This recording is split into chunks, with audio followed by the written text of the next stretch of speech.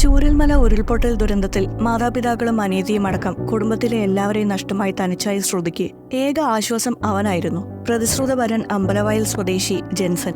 മഹാദുരന്തം അവളെ തനിച്ചാക്കിയപ്പോൾ ജെൻസൺ ചേർത്തുപിടിച്ചു. മരണം വരെ ഞാനുണ്ട് കൂടെയെന്ന് പറഞ്ഞ് നെഞ്ചോടണച്ചു. അവൾക്കൊരു വീട് നിർമ്മിച്ച് നൽകുന്നതാണ് തന്റെ സ്വപ്നമെന്ന് എല്ലാവരോടും പറഞ്ഞു. ഒടുവിൽ ആഴ്ചകൾക്കിപ്പുറം ഒരു വാഹനാപകടത്തിന്റെ രൂപത്തിൽ ജെൻസനെയും മരണമെടുത്തു. എല്ലാം നഷ്ടപ്പെട്ടതിന്റെ വേദന മാറും മുൻപ് ശ്രുതി വീണ്ടും തനിച്ചായി, പൂർണ്ണമായും അനാഥയായി. 10 വർഷം നീണ്ട പ്രണയത്തിനൊടുവിൽ സ്വപ്ന സാഫല്യത്തിലേക്ക് കാലെടുത്ത് വെക്കാൻ ദിവസങ്ങൾ മാത്രം ബാക്കി നിൽക്കുകയായിരുന്നു. ശ്രുതിയുടെ തലയ്ക്കുമേൽ ഇടുത്തിയായി ഉരുൾപൊട്ടൽ ദുരന്തമുണ്ടായത്. ദുരന്തത്തിന് ഏതാനും ആഴ്ചകൾക്ക് മുമ്പാണ് കൂലിപ്പണിക്കാരനായ അച്ഛൻ ഉള്ള സമ്പാദ്യം സ്വരുക്കൂട്ടി നിർമ്മിച്ച കൊച്ചു വീടിന്റെ പാലുകാച്ചൽ നടന്നത്. അന്ന് ശ്രുതിയുടെയും ജെൻസന്റെയും വിവാഹ നിശ്ചയവും നടന്നു. വിവാഹത്തിനായി 15 പവൻ സ്വർണവും 4.5 ലക്ഷം രൂപയും ഒരുക്കിവെച്ച് ശുഭമുഹൂർത്തത്തിനായി കാത്തിരിക്കുകയായിരുന്നു ആ കുടുംബം. ഒടുവിൽ ദുരന്തം തനിച്ചാക്കിയപ്പോൾ ശ്രുതിയുടെ കണ്ണീരൊപ്പി കൂടെ നിന്നത് ജെൻസനായിരുന്നു.